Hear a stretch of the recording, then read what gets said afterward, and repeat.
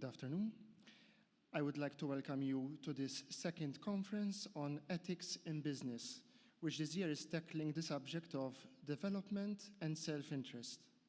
It is a topic which has been highly debated recently because of the significant impact of development on our communities. The relevance of today's discussion is therefore very important.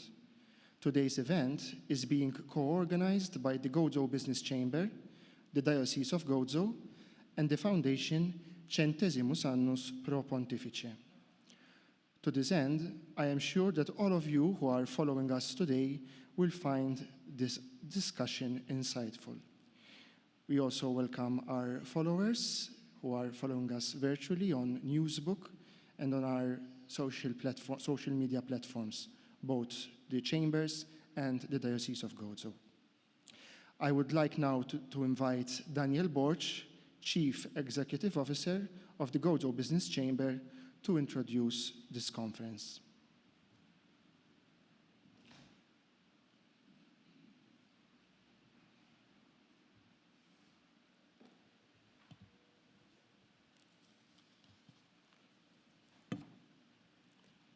Dear all, thank you and welcome.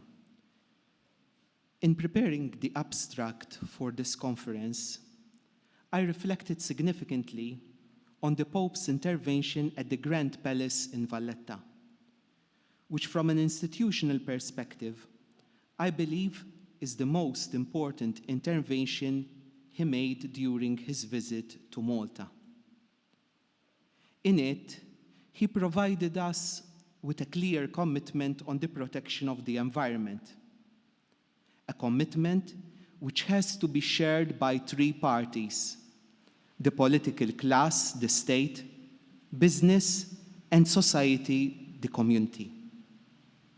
And while the first two have the greatest responsibility or onus as they shape the legal and social framework in which we live, we are also part of a community. And as a community, we cannot remain indifferent. In September of this year, one of the major events that took place was the economy of Francesco. The key message that started this movement was a call by Pope Francis to youth that things can be done differently. And he invited them to come forward with solutions.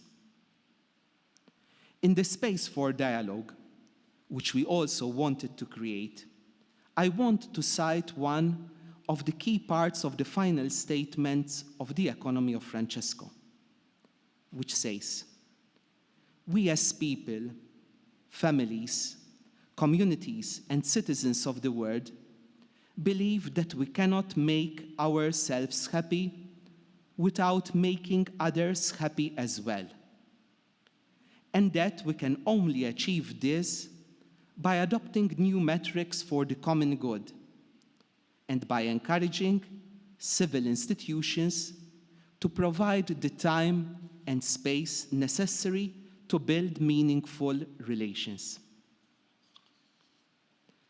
This statement, which summarized the outcomes of one of the thematic villages held during the event, clearly provides us with the objectives of the conference today, where it states that we cannot make ourselves happy without making others happy as well, and that, in a nutshell, is the common good. Everyone is going to benefit from a just economy, and not just only a few. However, there must be the time and space necessary to build meaningful relations, and therefore address the structural inequalities of our economic system. This is the scope of the conference today. When we embarked on this journey last year, we wanted to create a space where ethics in business is discussed thoroughly, and not as the usual whitewashing. As an association which represents businesses here in Gozo, we ourselves wanted to start some soul searching when we brought up this topic during our 20-year anniversary celebration at the beginning of 2020. However, in doing this conference, we wanted to create a space for dialogue with other stakeholders, and I sincerely hope that this space will continue and strengthen itself along the years. The environment is indeed a topic which has a topmost priority in the agenda of the Chamber. It is a theme which was brought forward by operators whose livelihood depends also on this sector. However, they also realized that we cannot continue like this. On our side, we cannot not recount the endless meetings and interventions with other stakeholders and also policymakers on the subject. Sometimes we were met with blank faces, other times with backlash from our own colleagues. However, these were all based on the sense of urgency of what is happening around us in Gozo, and the fact that it is not true that nothing can be done. In the face of all this, we cannot remain complacent. Quoting from the Pope's address to the representatives of the economy of Francesco, he said, "The situation is such that we cannot just wait until the next international summit, which might be too late. The earth burns today, and today we must change at all levels." Also, in a joint message for the protection of the creation, the three leaders of the main Christian denominations had highlighted how we have taken the opposite direction. We have maximized our own interest at the expense of future generations. By concentrating on our wealth, we find that long-term assets, including the bounty of nature, are depleted for short-term advantage. The environment is a key theme in Pope Francis' teachings and messages, one where he urges commitment from all the parts involved. It was therefore fit to put as the starting base of our discussion today his interventions. On my part, my message is, let us take action. Let us reflect where we did wrong. Let us not be afflicted by the thinking that nothing can be changed. Let me conclude by thanking all the speakers that today will be making their intervention: Architect Daniel Darmanin, Dr. Gordon Cordina, and Nizam Meet, and Professor Simone Borch, who will be joining us online. And for them all for bearing with me when tying up all the organizational aspects. It was surely not easy for them to tackle such an important but delicate subject. I would also like to thank Francesco Piottart for accepting to chair this event and for his help throughout the whole organization. I would also like to thank the staff of the Chamber and all of you of goodwill, whose presence here is surely a sign of commitment to this important subject.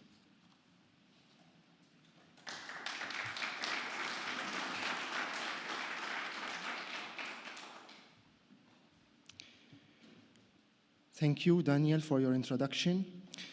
As you mentioned, the scope of this conference, which follows another conference held last year, is indeed to create a space of dialogue between all the partners involved, a dialogue which is intent on achieving the common good. I would now like to welcome the President of the Gozo Business Chamber, Mr. Joe Borch, to make his initial remarks.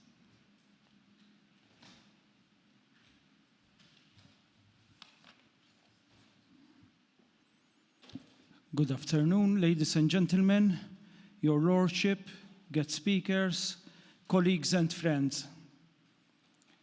The Gozo Business Chamber is pleased and privileged to partake with its members and the community at large its initiative to discuss the subject of ethics in business. As Daniel has just mentioned, This is what was promised in our 20-year celebrations 2 years ago, and we are keeping our word. We sincerely believe in business that is ethical and want to share what we believe.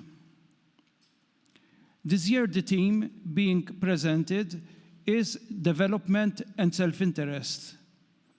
It is definitely a current theme and a subject that is bound to give rise to discussion and conflicting views. As a chamber, we back development, but we want development in all sections to be sustainable and thus ethical. When it comes to development and the Gozo Business Chamber's vociferous and sustained call that we must be careful so as not to ruin our island's beautiful environment, we are not exactly met with a consenting audience. We have had our press releases censored or outrightly ignored. We have had Chambers members not paying their annual membership and protesting vigorously with the Council. We have had individual members losing out on work contracts which would normally have come their way. We have been clamoring with the authorities at large that our island cannot continue its frenetic run towards self-destruction. We cannot continue building our Gozo's economy on construction and real estate, but we need to diversify our economy by opening up to digitalization and the green economy. And when it comes to development, we are crying out for the creation of specific policies that safeguard our environment, that safeguard our natural habitat, that safeguard aesthetics, that safeguard our quality of life. We are insisting that the present policies need to be enforced. Action has been promised, but nothing concrete has happened. But we as a chamber will not change our ways, because we are convinced that greed and self-interest that govern our economy today can only be short-lived. What we must realize, quoting Pope Francis, as Daniel has just mentioned in his Assisi visit in September, quote, "We human beings in these last 2 centuries have grown at the expense of the earth. The earth is the one that pays the price. We have often plundered in order to increase our own well-being, and not even the well-being of all, but of a small group," unquote. So, development and self-interest, not easy to understand. I want ourselves to delve into this theme by quoting a reflection recently made by Cardinal Michael Czerny in the context of the same Pope visit to Assisi, in the ambit of the economy of Francis. He suggests that, quote, "For many of us, it is normal to work for oneself, and utopic to work for the common good. It should be the other way around," he added. "We should all be working for the common good," unquote. I feel that this is quite challenging, a thought-provoking statement presented to each and every one of us. To conclude, only this Monday, last Monday, 17th October, Pope Francis spoke to a group of Spanish young entrepreneurs. He said to these Spanish businessmen, and he is clearly saying this to all entrepreneurs, I quote, "This is a virtue we do not speak about much in economics lessons. Beware. One of your main functions is to take care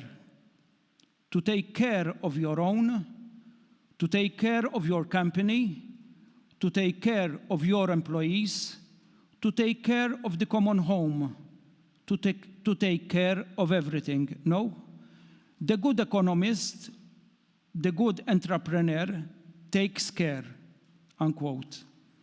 The Pope's message is a clear invitation for caring. Businesses should be caring. Businesses should be ethical, and businesses should strive to achieve the common good. To do this, we also need your support. We are pleading for your support. In a certain sense, we need your care, or better than that, we need each other's care. That is why we cherish your presence here this afternoon. Taking decisions that are not particularly populistic entails certain courage and determination. Feeling and being alone does not help, but with everybody's backing, we will forge ahead.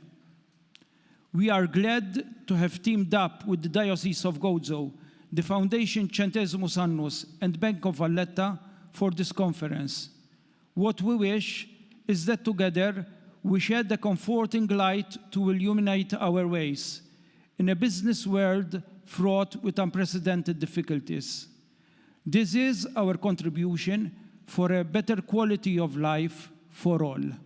Again, thank you for being with us this afternoon. Thank you.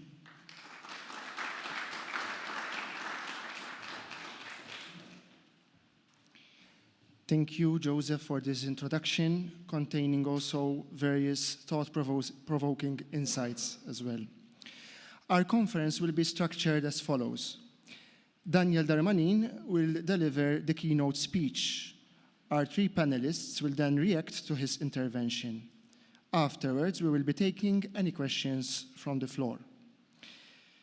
Daniel Darmanin is an architect by profession. He is the president of the Diocesan Commission of Justice and Peace. Under his direction, in recent years, the Commission has tackled several socio-political and economic issues, such as the need to look beyond GDP to measure our well-being, and being attentive and responsive to all the wounded among us as we strive to build a more reconciled society. In 2018, Daniel has been elected by the Conference of European Justice and Peace Commissions to serve on the Executive Council of this organization, and in 2021, appointed as local coordinator of the Centesimus Annus Pro Pontifice Foundation. I would now like to invite Daniel Darmanin to deliver his keynote speech.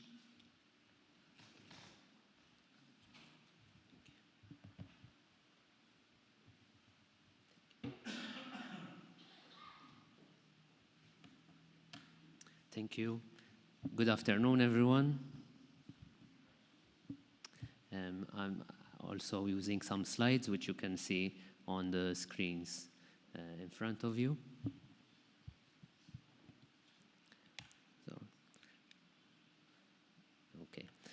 So the topic of this conference today is development and self-interest.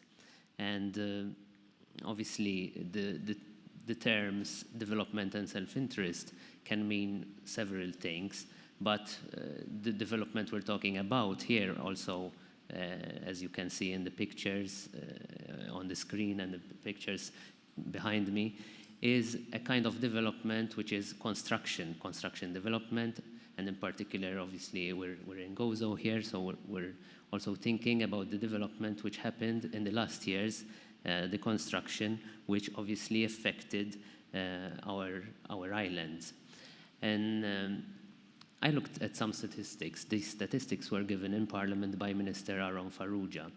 And between 2013 and 2021, the Planning Authority approved over 6,000 development applications in Gozo. 1/6 of those were in outside development zones. But what is interesting is that up to 2015, new development applications in Gozo stood at an average of 500 a year. This number, however, jumped to a record 1,400 applications per year for 2019 and 2020, which is obviously a significant increase. This significant increase, obviously, you can see it around you all the day whenever you're traveling in the streets. So obviously, this has affected the way we look at development. And obviously, I must add, we are looking at development in a negative way. However, in my presentation, I would like to question this. Does development always impede the quality of life of many to serve the narrow self-interests of a few? And should we always equate self-interest with selfishness and greed and avarice? I'd like to start with this definition from Adam Smith.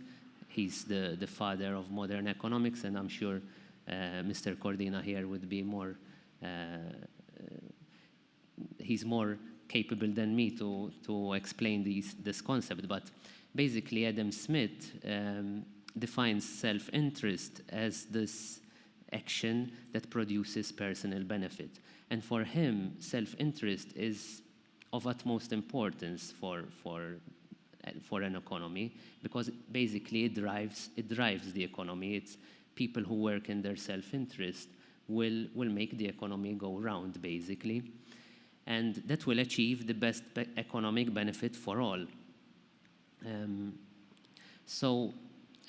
the question is, if you are not concerned about yourself, who else will be?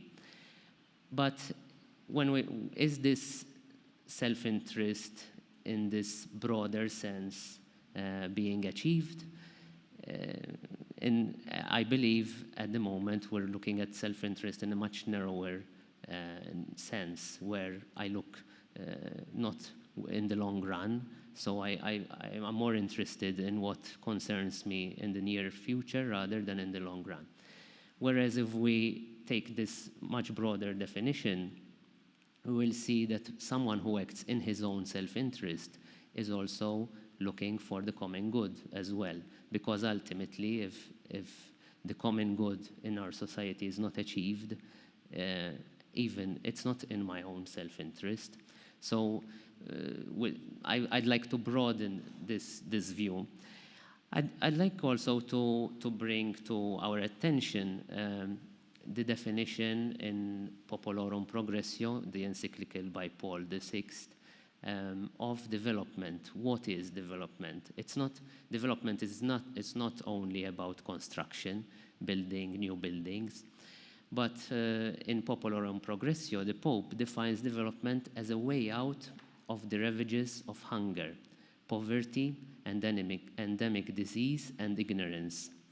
It's the route for those who are seeking a larger share in the benefits of civilization and a more active improvement of their human qualities, of those who are consciously striving for fuller growth.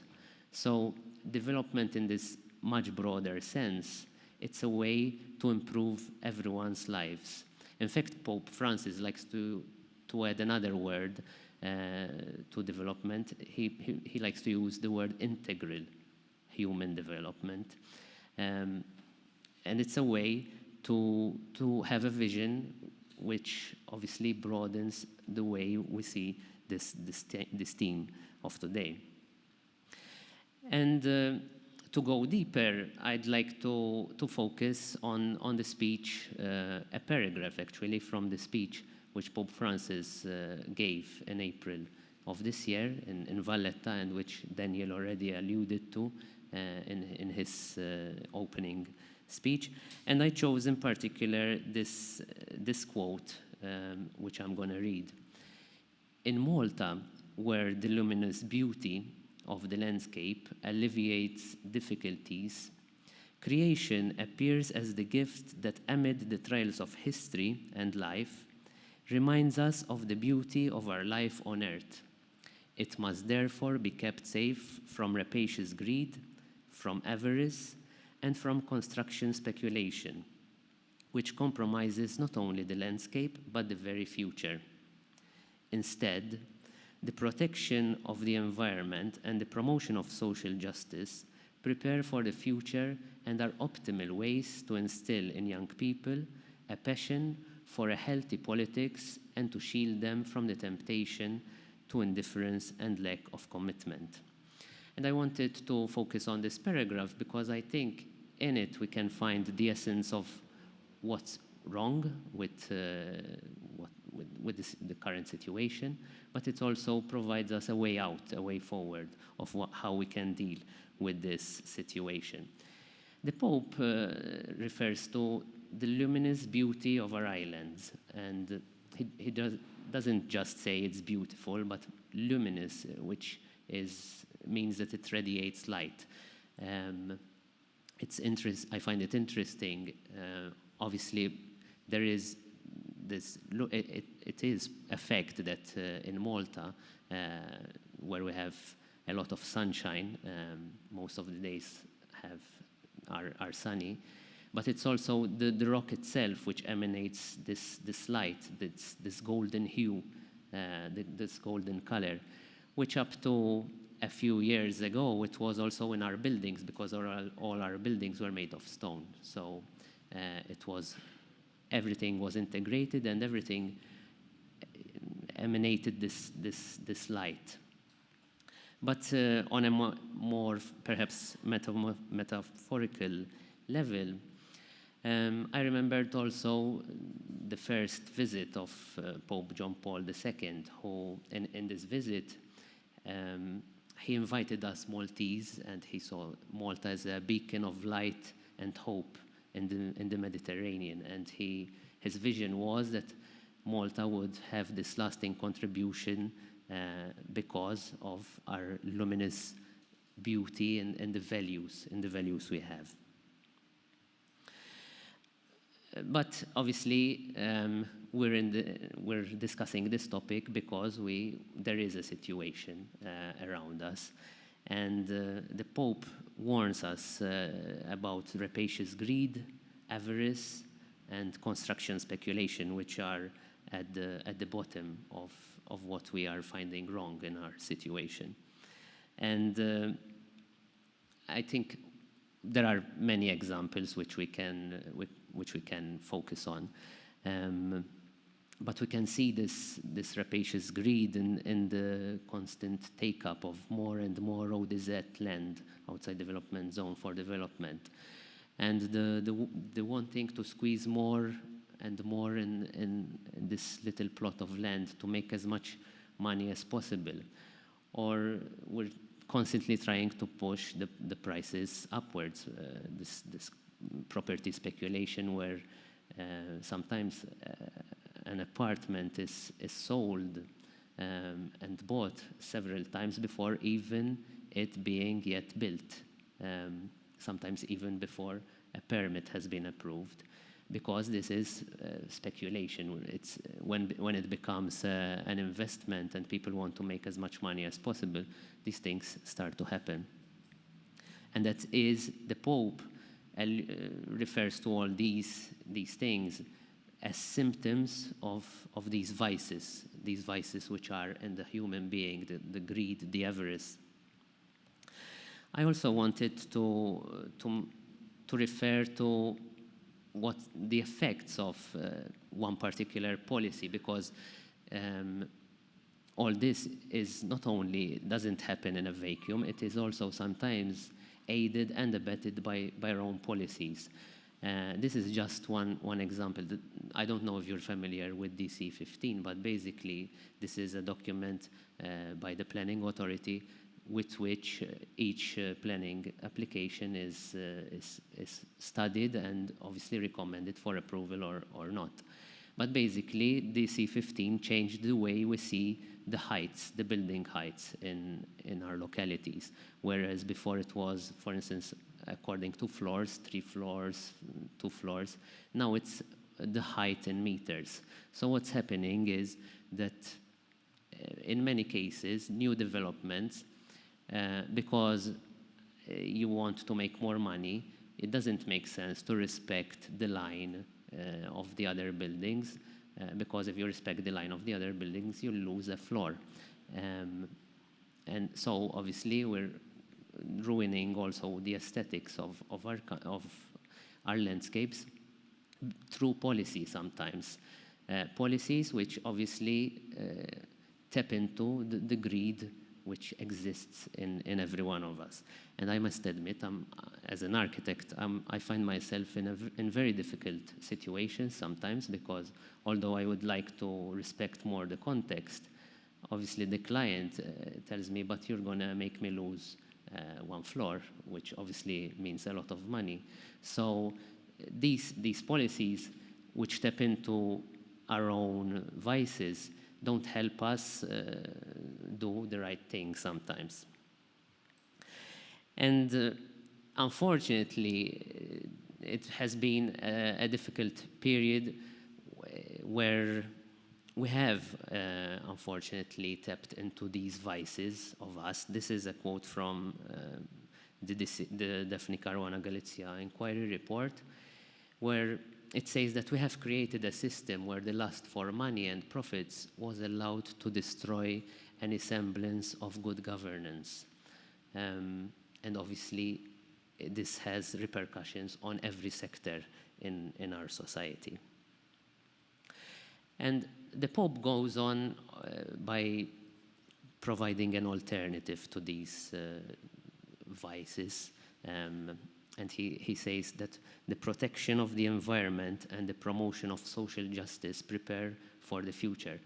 He ties these two things together because in his, even in Laudato Si, his encyclical about the environment, he specifies and he insists a lot that ultimately it is the vulnerable people who bear the brunt, are already bearing the brunt of our degraded environment. So environmental protection and social justice cannot exist without each other. And in this bigger picture of looking at this holistic approach, we can ensure a sustainable future, because obviously development which is not sustainable will not help us achieve a sustainable future. I find this last bit of the paragraph very interesting, because the antidote to all this, the Pope ties it or assigns it to the young people. So in it, he wants us to instill in young people a passion for healthy politics and to shield them from the temptation of indifference and lack of commitment. And when speaking about the young people, who are the hope of a society as they represent its ability to regenerate anew, the Pope ties this with politics, which is basically the way we can affect change in our societies. So obviously, there's the hope in the young people, but there's also the making things possible, because obviously if we, without good politics, no changes can happen in society. And that's why I gave this specific example of some policies which are really making us do bad decisions.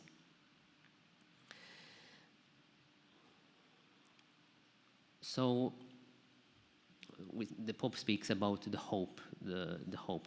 Obviously, we need to hope in solutions. We need to. We can't just see the bleak picture and stop there. And especially in this context, within a Christian framework, we as Christians we always speak of hope. And I will try to just speak a little bit about some things which we as a commission, together with the Centesimus Annus and with other people, did. The Beyond the Gdp project is one of them. Basically, this project starts from the principle that we can't measure our success only through economic terms, because if we look at the past 10 years, Malta and Gozo have been very successful. Our the GDP growth has been like never before. So, but if we look around us, we see that people are not so happy after all. So we need to address this system of measurement of our growth, and through this project, which I also invite you to have a look at, there's the link there. We proposed an alternative way of how our growth and our success can be measured by not looking just at the GDP, but a number of indicators which we believe could indicate the quality of life we're experiencing. So that's something which we can change in policy, and that's I've put the champagne glasses there because many times we mention trickle-down economics, and that's why this idea of if the economy grows, if we help the top people, that will trickle down somehow to the most vulnerable. But clearly this has not worked in the past, and that's why we need a renewed vision for our economy. But we can't stop there. Catholic social teaching, in particular, always provides this two-pronged approach whereby we need a change to the structures of sin, the structures in our society, but these changes cannot be just through policy or through changing the structures, because ultimately human nature, flawed human nature, will find a way how to corrupt these systems. So apart from this, we also need an internal change, a conversion. And that's why I'm also arguing for the necessity of virtues, of virtue ethics, and the importance of integrating these virtue ethics in our daily decisions. In particular, because we're speaking here in a business chamber, integrating these virtue ethics in our business decisions, not as an afterthought, but as an integral part of our everyday business decisions, given that although businesses are not people, but they're run by people. And when we integrate ethical values in decisions, it becomes clear that every decision is a moral decision. And in the framework of virtue ethics, our concrete daily choices shape the kind of society we are and determine the kind of persons we are growing into. Without virtue ethics, at best, we get compliance, but not the creativity, generosity, courage, and enthusiasm which will ultimately result and contribute to the common good. If the aim of development is that of creating value, we should ask ourselves for whom that value is being created, and what is the kind of value that we are talking about. So whenever we seek to present business considerations as value neutral and separate them from ethical considerations, I believe we are denying reality. Because in reality, even when we say this is neutral, they're always lurking behind. Somehow we're always influenced by this. So when we try to separate ethics from our business decisions, the role of the state becomes that of tilting the playing field in the direction of that which is good for society as a whole, and its responsibility of caring and promoting the common good of society based on this principle.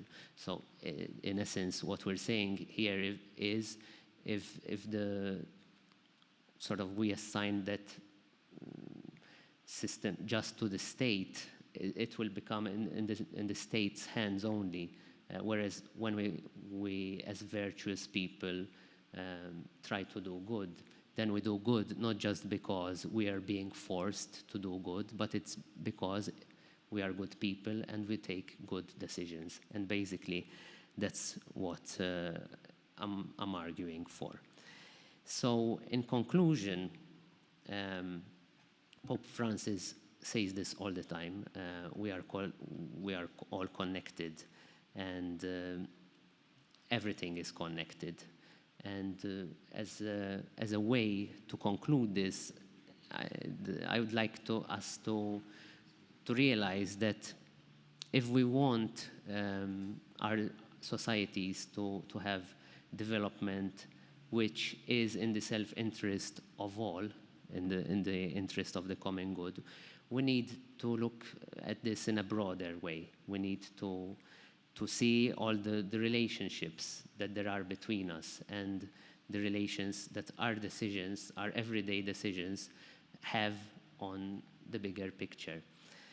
And that's why we need to be more virtuous in these decisions, because many times we'd like to point fingers to the developers, to other people, but most of the time these are all driven also by our own little daily decisions. So obviously we need to strive for better policies which are updated, which take into consideration all this, but we also need to be better people ourselves, because ultimately we need to address those vices which come from the interior of ourselves. And that's why we need to be more virtuous. Thank you.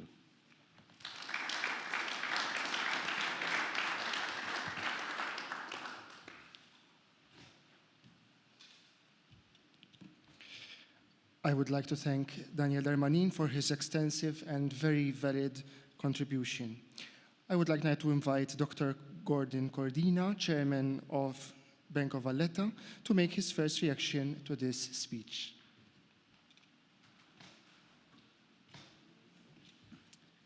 I am grateful for the opportunity to address this distinguished audience in physical presence as well as through digital means. I am particularly grateful for the insights provided by Daniel, who has presented a very logical and rational argumentation regarding the state of affairs and the problems that we are very much facing nowadays, and the ray of hope going into the future. It is particularly insightful because it is a very valid approach which is combining different disciplines. So it's very much interdisciplinary between economics and your original fields of study, architecture, as well as the further studies that are very evident in this paper from the areas of ethics and philosophy, of course. So I will attempt to contribute my humble opinion on these matters, to reflect perhaps a bit more on Daniel's words. Let me start off as a person who has trained as an economist and worked in the field for now over 30 years. We used to study in our first lessons over 30 years ago that economics is the field where we will strive to maximize the welfare of society, subject to the needs and wants of society, which very often tend to verge towards the unlimited, unless checked by ethics, and subject to limited resources, which is, of course, the reflection of life, and which society is often trying to overcome, again unbridled by ethics, by bringing future resources for today's use. And that is why we often associate this to the unsustainability of using what belongs to future generations today. That was, of course, the introduction, and then we were also told that there are two ways of looking at economics. One is to have positive economics, and the other is to have normative economics. Positive is about logic, rational mathematics, optimization. Normative is about morals, about doing good, about doing bad. We're then told that for the next 5 to 10 years, you'll be doing positive. If you want normative, go to philosophy on the upper floor. And all of us stayed in positive. After all, it sounded like a good word, no? Positive, it's good. Then we were introduced to microeconomics, which is the field of economics which looks at prices. And the conclusion there is that the price mechanism will allocate resources in a way that produces the best benefit to society. Things which people want will have a higher price, therefore there will be workers producing them. Things which people don't want will have a low price, and therefore no one will bother producing them at all. It was a conclusion which was founded in the very assumption that people will behave in that way. Somewhere towards the end of that course, we were also told that sometimes the price mechanism fails, you know. If we leave everything to the market, there will be poverty, there will be environmental degradation, there will be wars. But it was an afterthought. See what you can do and leave it to government to solve that. It's about then public policy, which is a different course. Then we moved on to macro. And macro basically is telling us that, look, when things are bad in the economy, if people somehow irrationally don't want to spend money, they're feeling bad about things, they are feeling pessimistic, what do? Create a government to spend that money. Originally, in the days of Keynes, this sounded a bit of a communist approach, but still, it was the recipe which saved the world from the Great Depressions of the 1930s, possibly also from the recession of the 2008, 2009, and possibly saved us also from COVID, and will possibly also continue to save us. Now, it's a recipe which works more or less well, but what will be the final judgment on whether it worked well or not? Well, unfortunately, what's going to happen to GDP? Is GDP going into a recession or otherwise? But then we were also told at the end of that section of the course that, look, GDP is an imperfect measure of human welfare. Think also about this distribution of wealth and income. Think also about whether what's being produced is really what the people need to improve their standard of living and their quality of life. But once again, leave that to others to worry about. This, of course, changed markedly over the past 30 years. Economics is nowadays no longer looking like that. I am partly displeased that in the earlier years of study, it still looks like that. So many of our students are still living with these impressions. But in the later years of study, it is changing. Now, it's important that these studies permeate also the earlier years so that even the younger students, as rightfully highlighted by the Pope and repeated here by Daniel, are also inculcated in these different or important or effective ways of how to do economics nowadays. Adam Smith was mentioned in terms of the fact that he saw that the pursuit of the interest by the self would somehow also lead to the pursuit of the interest of society as a whole and of everyone. Usually these statements contain strong elements of truth. The problem is that they often lack caveats. So the statement doesn't continue when this truth is applicable and when it is not. So we just listen to the statement and then we think that we've learned it all about what Adam Smith said, and then we build whole schools of thought on it. This was actually very much contradicted in the Great Depression of the 1930s, when governments saw that self-interest wasn't producing even the good for the economy because people were egoistically irrational. They were not spending and not propping up GDP in a way to defend their own wealth and therefore keeping other people out of employment. So sometimes there is the trickle-down effect. But in other times it doesn't work well. So it's not all bad.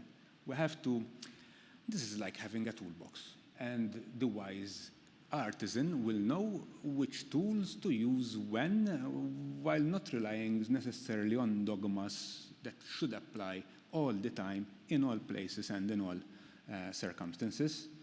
In fact, way into the 1950s then, we discovered as economists the area of game theory. Game theory is trying to understand how people strategically think about each other, and they behave in such a way that they're also thinking about what the others are going to do to them. Some of us may have also watched the film A Beautiful Mind, the story of John Nash, and basically he came out with this very simple conclusion that many times people in the economy, for some strange reason to economists back then, do collaborate. Of course, people collaborate all the time. Where is the surprise in that?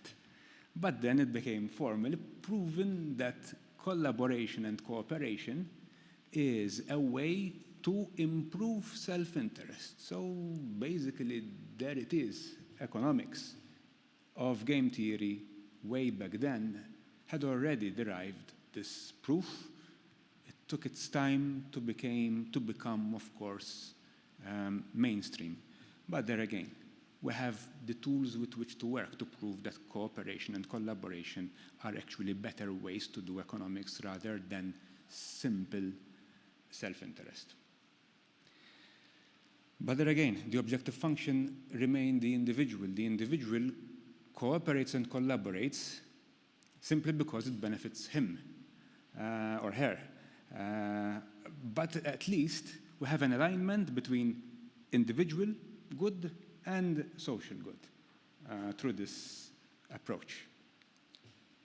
Possibly an improvement, but not necessarily going all the way to say that by maximizing social welfare, we would also be maximizing our own individual welfare.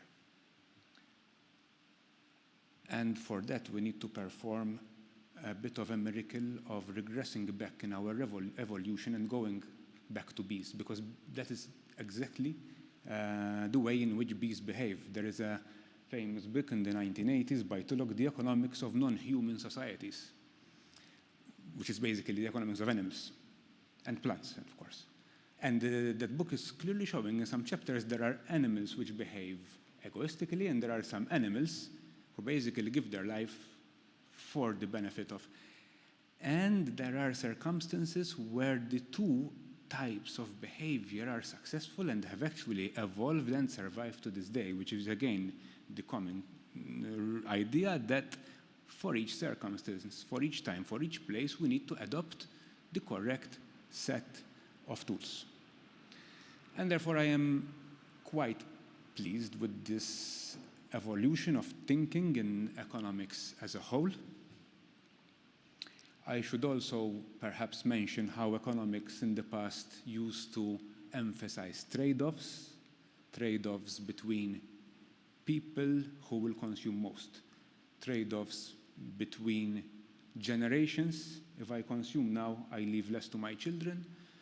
Trade-offs between production and the environment. If we'll continue emphasizing the trade-offs, we'll continue to fight one another. If we continue to fight one another, we're getting nowhere, except to have a situation where whoever holds the most power will win. The real situation, the real way forward is to turn these trade-offs into win-win collaborative situations for everyone. So there will be ones who will not gain as much as they have expected, but we must still allow them to gain so that everyone can also move ahead at a proper pace in society. Because at the end of the day, unless we do that, there will not be a common future for these islands. That was the economics part. Can I do one as chairman of BOV part. Do I have 2 minutes? 1.5 minutes. So, let's now talk about hard facts in business.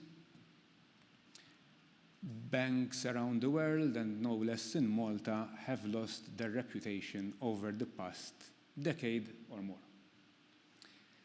Banks must now do their utmost to regain their reputation as institutions of trust. Because without trust, banks are nothing. Unless you trust the bank, you won't come to it. You will go to get your services through a digital platform manned by people whom you don't even know. So trust is key. How do you regain trust? We will regain trust by doing the right thing in society. And to do the right thing, it will not be only enough for us to comply with the laws. That's just compliance. We must also do the right thing over and above the laws.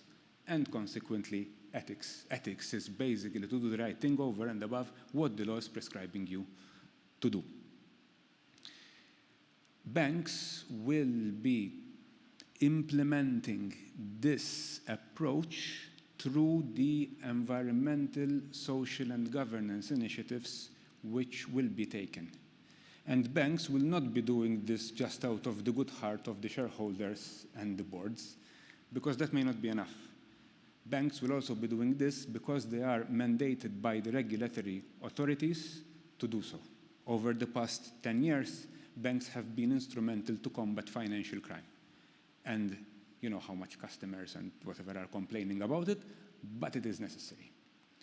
Over the next decade, banks will be the instrument through which we will be instilling better environmental performance in the country as a whole. So one can expect that banks themselves will become more environmental friendly and performing better in terms of their own consumption levels. But such behaviors will also be imposed on the clients of the banks themselves.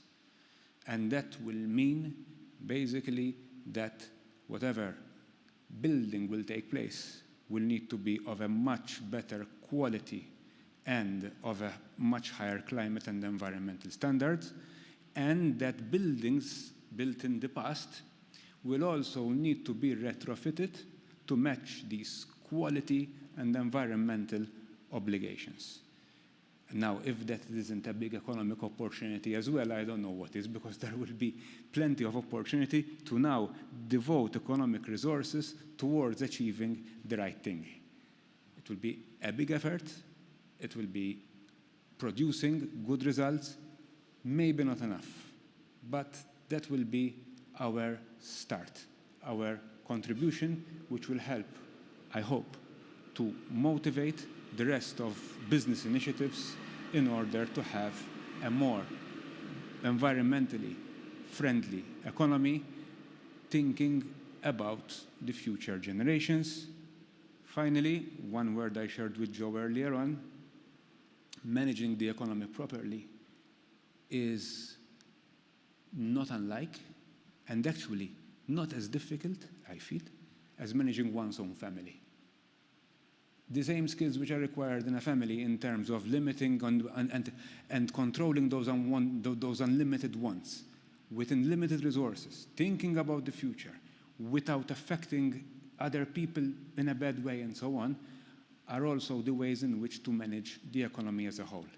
If we bring more of this kind of thinking in our everyday life, creating virtuous circles around us, I think that will be another way in which we can make small but incremental contributions going forward. Thank you very much.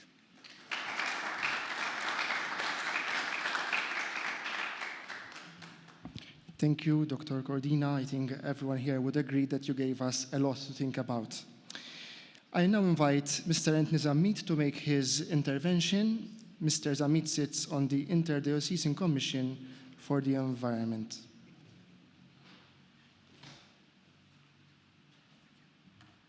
Thank you.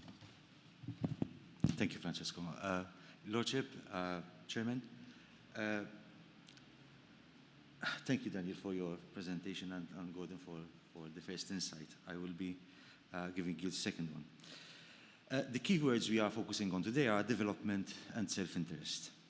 Let's start with development. A noun which implies change, growth, or improvement over a period of time. From the mid-1950s onward, it is used in the context of positive change, especially in the political and the economic spheres. This graph I have here shows how much the use of the word in print has changed over time. And you will agree with me that it is already indicative on its own. Then there is self-interest. The term implies that I am free to choose to seek my own personal gain. There should be nothing wrong in this, in pursuing my own good. But what about pursuing my self-interest irrespective from the consequences on others?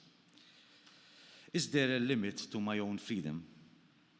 We normally agree that there is a limit to one's freedom, where its expression starts to obstruct other people's choices and freedoms.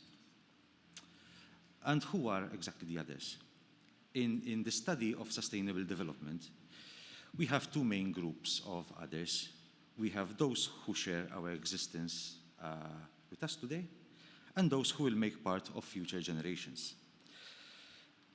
An early and still most widely accepted definition of sustainable development, which was proposed by the Brundtland Commission for the United Nations in 1987, tells us that sustainable development is meeting the needs of the present without compromising the ability of future generations to make their own needs.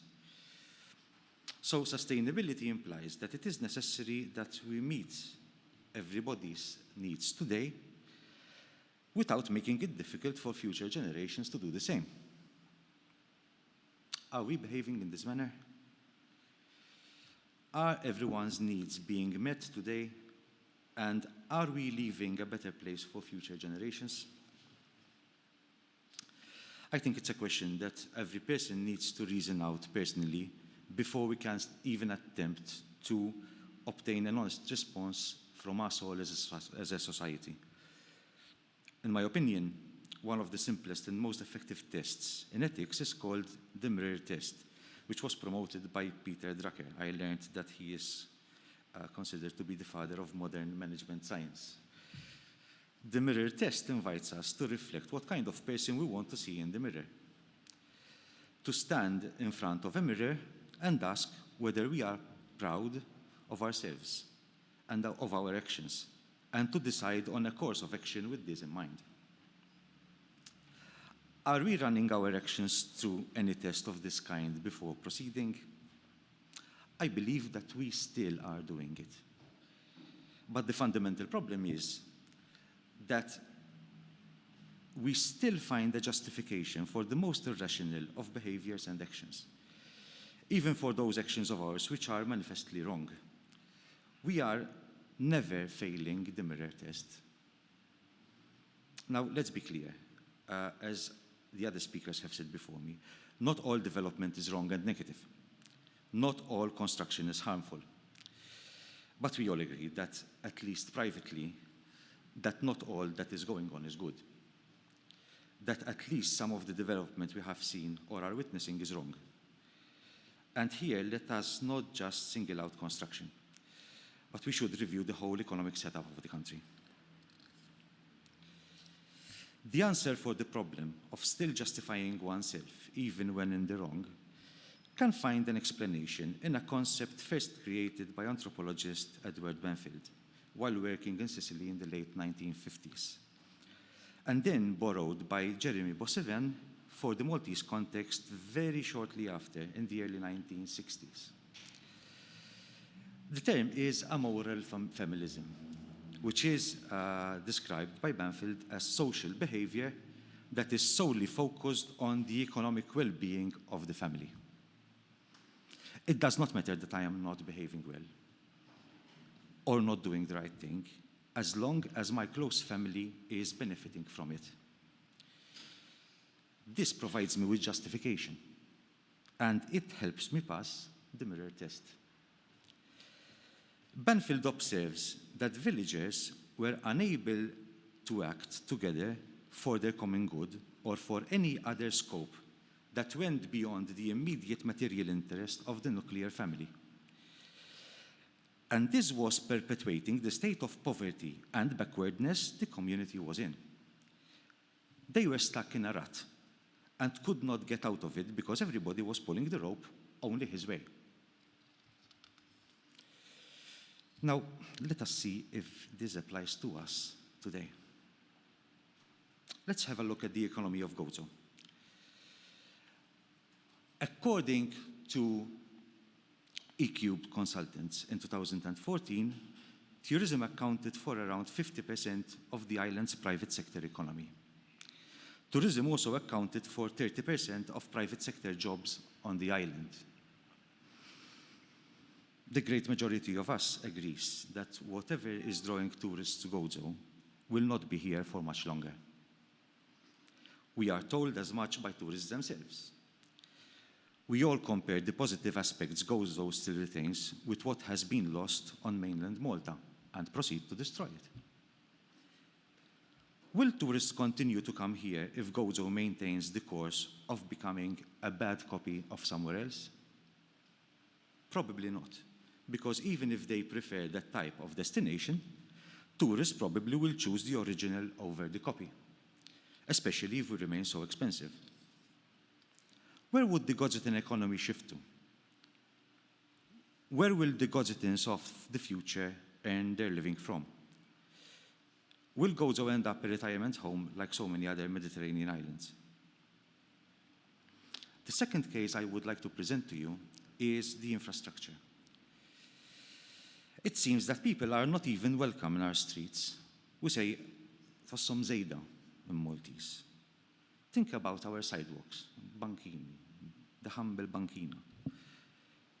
If you use them, you risk injury. Why? Because they are at the service of the house or building behind them, not to serve the public in front of them. The public walks in the street. Can you count how many obstructed pavements you have encountered in your life? Electricity poles, traffic signs, private signs, festa decorations, flower pots. And the parent with the baby in the pushchair? His or her problem. The person in a wheelchair? His or her problem. Anybody exercising, running, or walking in the street? Their problem. Thirdly, I wish to ask, how honest are we about the marketing of Malta? And this is, for me, is the case study non plus ultra. People then come and find this. Ultimately, we do know where all this is leading us to. We know too well what the consequences of our actions are. Economically, we are much better off. What about our quality of life? Are we happier? Are we calmer? Are we healthier? Do we have more family time? What about our mental health? About obesity, anger, road rage, anxiety, and so on? At times it becomes clear that it is not only future generations that we are failing ourselves. Think of the craze on antique photographs of Malta and Gozo on Facebook and elsewhere. Does this tell us something? Are we not the same people who are destroying that which remains from what we find so attractive in those photos of Malta and Gozo of 100 years ago? Would a psychologist find something to report on here? We must also bear in mind that we live in challenging times. In his work, Liquid Times, sociologist Zygmunt Bauman speaks of 5 new unprecedented challenges man faces today. And I need to quote them. The first one is the passage from the solid to a liquid phase of modernity, a condition where social forms like institutions and structures that regulate us can no longer and are not expected to keep their shape for long. They melt faster than the time it takes to cast them. Thus, we are losing all our points of reference. Second, the separation and pending divorce of power and politics. Much of the power of the state is moving to the politically uncontrolled global space, with politics remaining local and therefore increasingly ineffective and less relevant to the local citizen. Third, the gradual withdrawal or curtailing of communal state-endorsed insurance against individual failure or ill fortune deprives collective action of much of its past attraction and saps the social foundations of social solidarity. The result is that the term community sounds increasingly hollow. Fourth, the collapse of long-term thinking, planning, and acting, and the disappearance or weakening of social structures in which thinking, planning, and acting could be inscribed for a long time to come. This leads to a splicing of both political history and individual lives into a series of short-term projects or episodes, which do not combine into the kind of sequences to which the concepts like development, maturation, career, or progress could be meaningfully applied. The fifth and last huge quote, the responsibility for resolving the quandaries generated by vexing, volatile, and constantly changing circumstances is shifted onto the shoulders of the individual, who are now expected to be free choosers, but to bear in full the consequence of their choices. The virtue proclaimed to serve the individual's interest best is not conformity to rules anymore, but flexibility, a readiness to change tactics and style at short notice, to abandon commitments and loyalties without regret. So Bauman is telling us that man today is being pushed to act alone, and mostly only in his self-interest. To conclude, is our conscience completely rotten? Are we at the point of no return? Certainly not, I believe, although a lot of damage has been done. We are certainly missing the wood for the trees on a number of different fronts, and we should seriously consider rediscovering Banfield and Bosevan quite urgently. And to have a look at Bauman too. I believe that recovery starts with self-awareness. Thank you.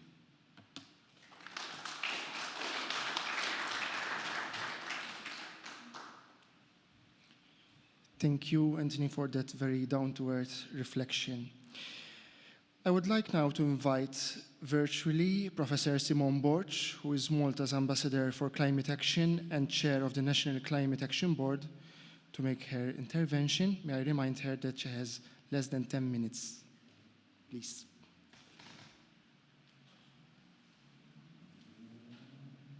Hello, everyone, and I really would have, can you hear me well, first of all?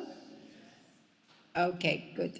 So good evening to everybody, and I really would have loved to be with you in person, but I had another conference earlier today, and there was no way how I could make it to Gozo on time. First of all, I wish to thank the Chamber and all the organizers of this event for inviting me. And I really admire that you have, in fact, raised this issue as a chamber, which it speaks volumes in reality, how sensitive you are to a situation, to a reality which affects you directly. And I think this is the kind of discussion we need to have, that interested parties themselves ask these questions.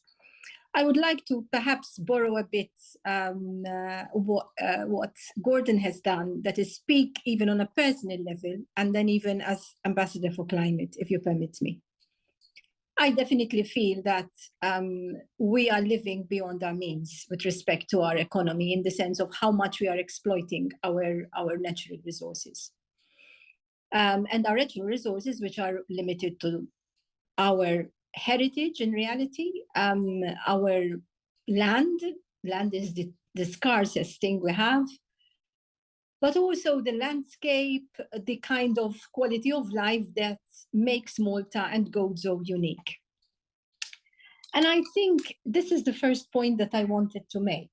The advantage of being the last speaker in this panel is to support what the speakers before me have said, but also to be able to add on to what they suggested, because they were very valid remarks.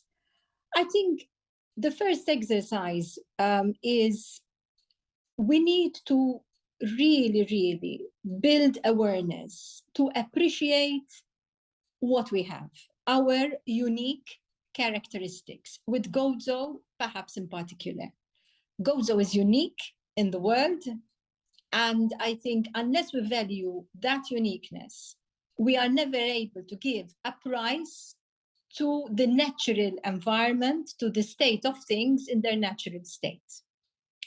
And I say this, for example, because this was, once I remember, I had been invited to an event organized by Dean Lard Helwa, and a speaker from abroad had precisely underlined this matter. He said, until you appreciate what kind of unique product you offer, you will not be able to compete with others, because you compete because you offer a unique product.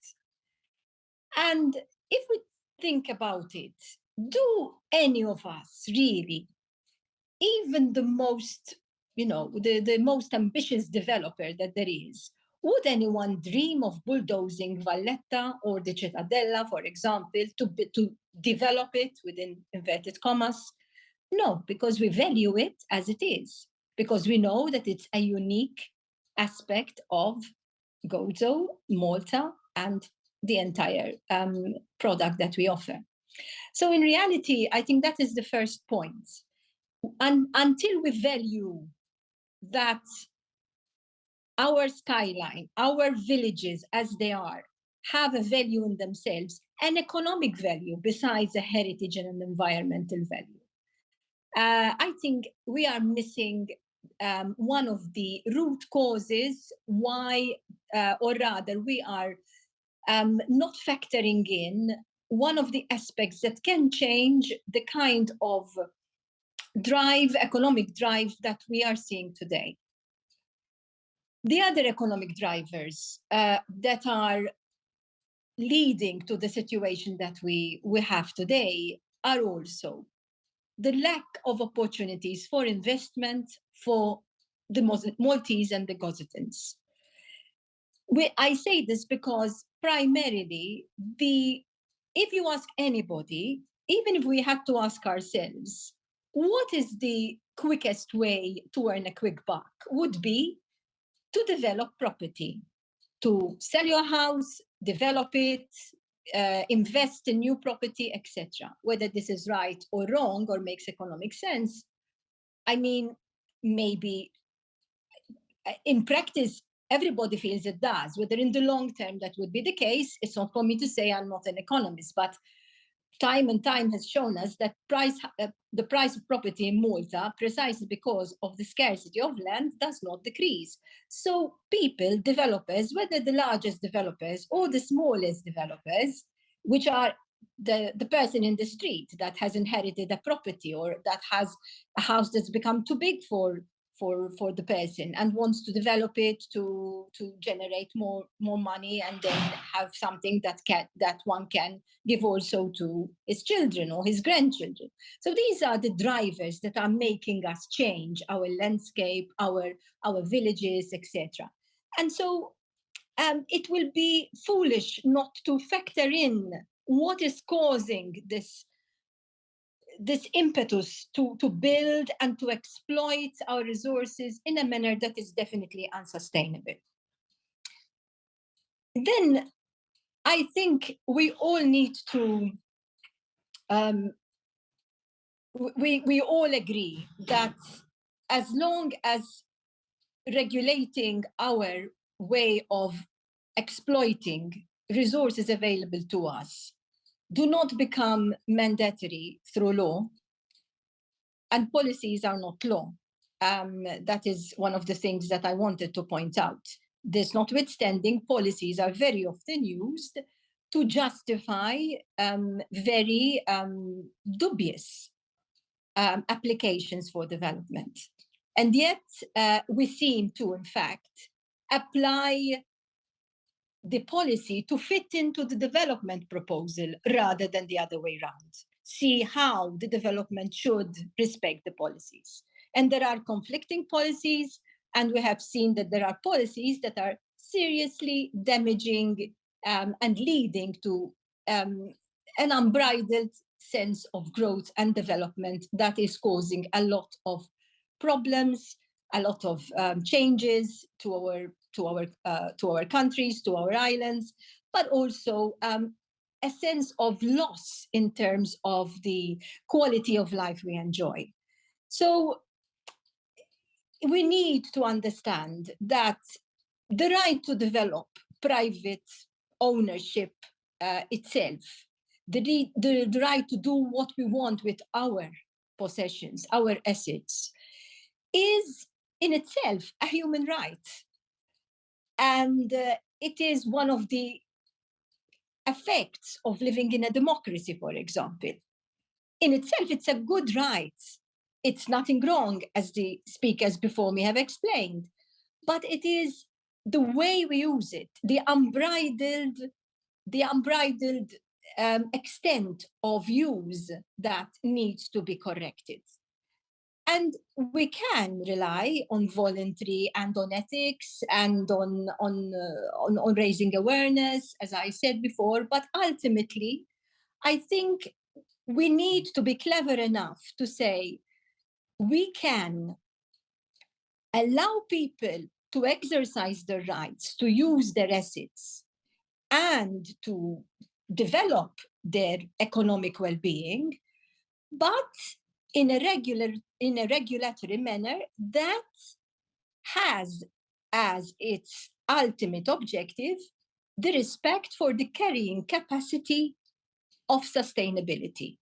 And I think this is the kind of vision that our policies, especially planning policies, but I agree we should not only focus on what is happening in terms of construction and buildings, but there are also other unsustainable practices happening, which we wish to correct, which we know may be unsustainable, but we keep on saying we cannot do anything because you cannot restrict any person's right to make money, to restrict their personal assets, how they can take forward their personal assets.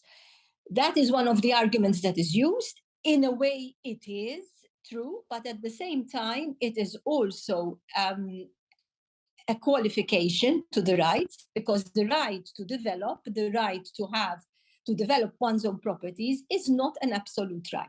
It never was and never should. This year, I think we need to then look at the opportunities for win-win proposals that we need to bring forward in order to ensure that we will really go back, or rather, we will divert our run-of-the-mill, our business as usual models that is not taking into consideration the carrying capacity, the uniqueness of the islands themselves, and turn it into a possibility, an opportunity for investment, and there are many, and try to siphon that interest, that urge to develop into sustainable projects.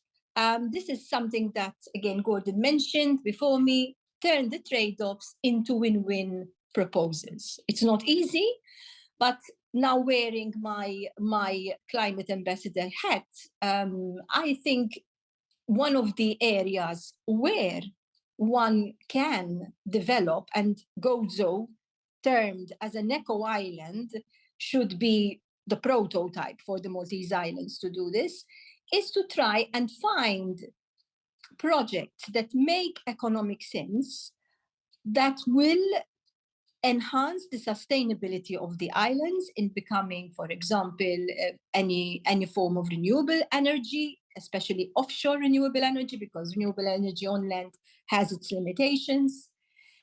the possibility of green financing, green bonds, the possibility of investing in agribusiness. I think there Gozo has a huge potential.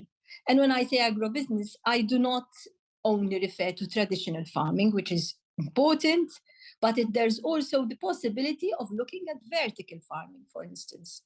I think ascertaining decarbonization, which is a commitment we have to do anyway, the weaning of fossil fuels, running our economy without burning fossil fuels, relying on renewable energy through all its forms. Technology still has to develop further, but there is a huge advancement.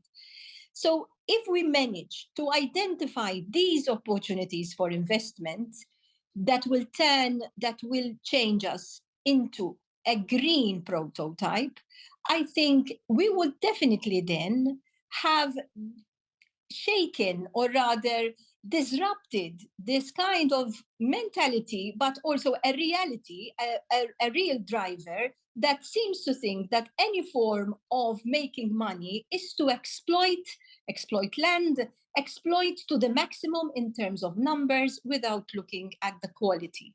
So this is where I think we need to look at. And Gozitans, like the Maltese, but Gozitans even more, I would say, because they're smaller in size, Gozo is smaller in size, have always been very resilient and very creative. And no one is saying, let us slow down the economic drive.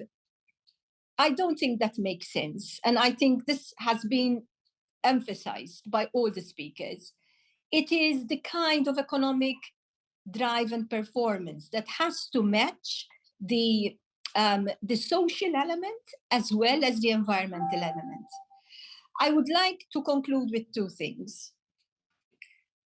Decarbonization, reliance on renewable energy, reduction of waste, the elimination of a carbon footprint, etc., requires a new economic model.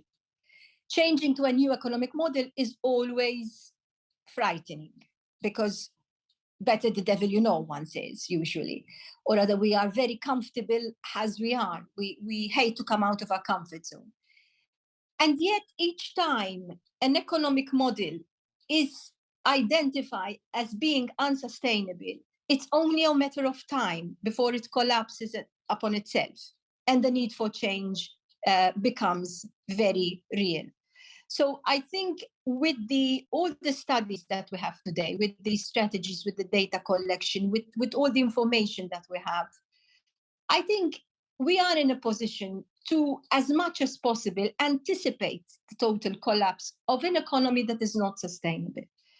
And this is where I think we need to really put our heads together, both government, private sector, business, the church, academia, civil society, in order to really, really say, we want to remain a thriving economic society, but we must not do so in a way that tomorrow there won't even be the economic potential, because the resource would have in itself become obsolete, or rather without any value. That is one point. The last point I wanted to make is the real understanding of the terms economy and ecology. The root, the word eco, comes from Greek, the word home. So both have this link with the home, our common home, as Pope Francis aptly puts it. The meaning of economy means running of the home. The meaning of ecology means taking care of the home. I think in reality, you cannot have one without the other.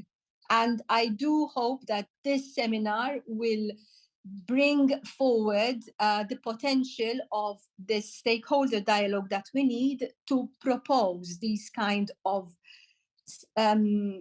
solutions that make sense, that are practical, and will definitely turn the tide. Thank you very much for your attention.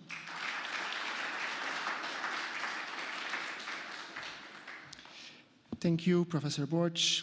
A lot of aspects, as you have seen, have been tackled by our keynote speaker and the three speakers making their own reactions. I would not make any attempt at summing them all up because it will take much longer.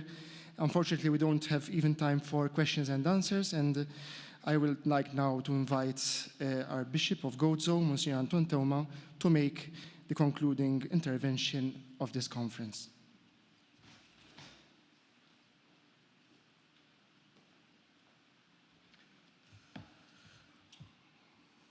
Thank you very much, especially the Business Gozo Chamber.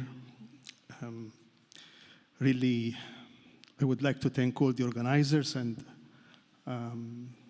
all of you who intervened in this conference. It's very important for all of us to stop and think about what is happening around us.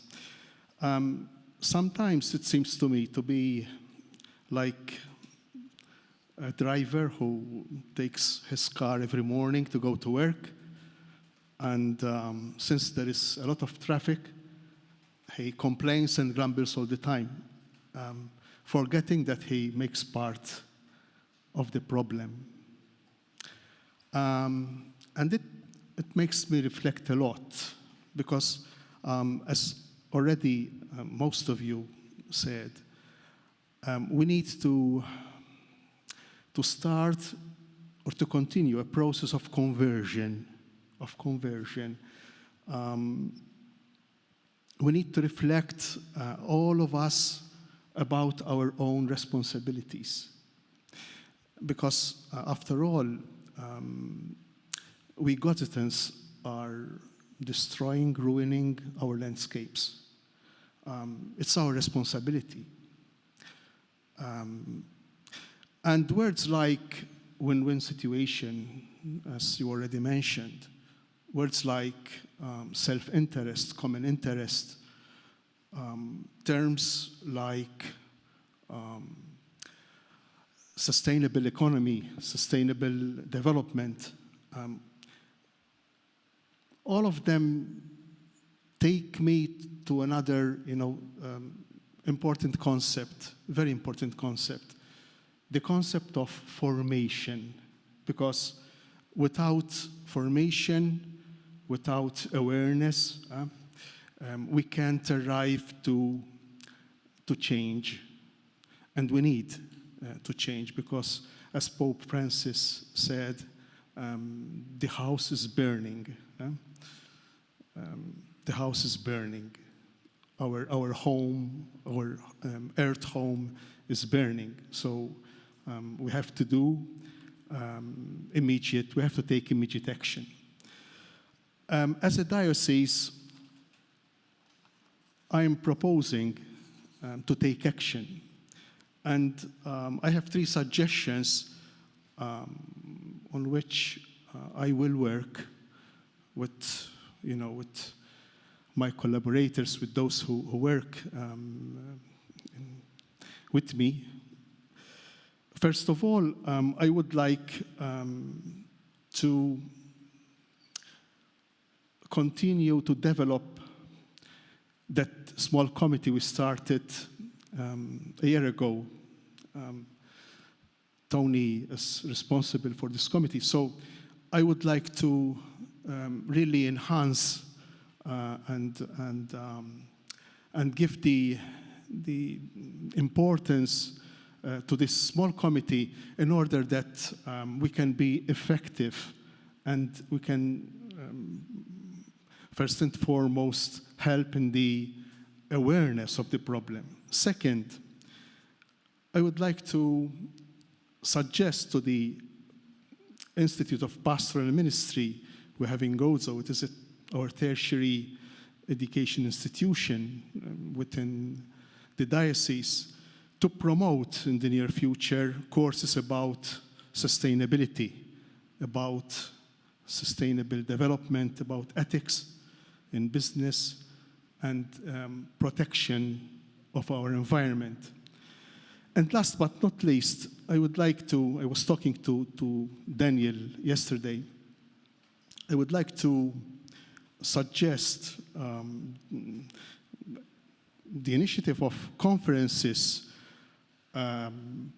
maybe during the coming Lent for our stakeholders, especially for those involved in construction and in business management.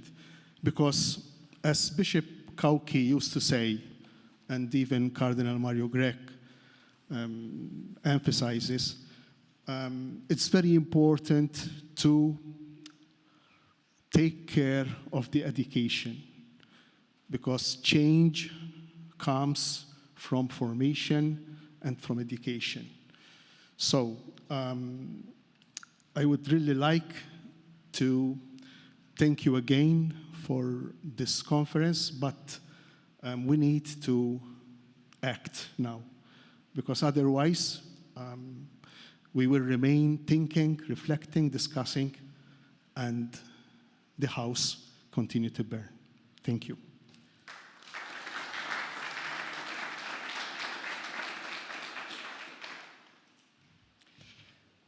Thank you, Monsignor Anton Thoma, for your intervention and conclusive speech. We now conclude our conference. We have a debt of gratitude to our speakers today, our keynote speaker, Daniel Darmanin, Dr. Gordon Gordina, Mr. Anton Zammit, and Professor Simon Borch. Their interventions and insights will surely provide good points for reflection on what type of development we want and what should be our decision-making criteria when undertaking any type of development. These interventions are worth pondering further on, and you can revisit this conference virtually on both GBC, Gozo Business Chamber, and the Diocese of Gozo Facebook and YouTube pages. I would like also to thank all of you who are present with us today. A special thanks go to all the partners on the event, the Gozo Business Chamber, Bank of Valletta, the Foundation Centesimus Annus Pro Pontifice, and the Diocese of Gozo, the Gozo Seminary here, who has hosted us. And may I remind you that this initiative was supported also through the Ministry for Gozo NGO Assistance Scheme, a funding program for volunteer organizations on the island of Gozo. I wish you all a good evening. Thank you.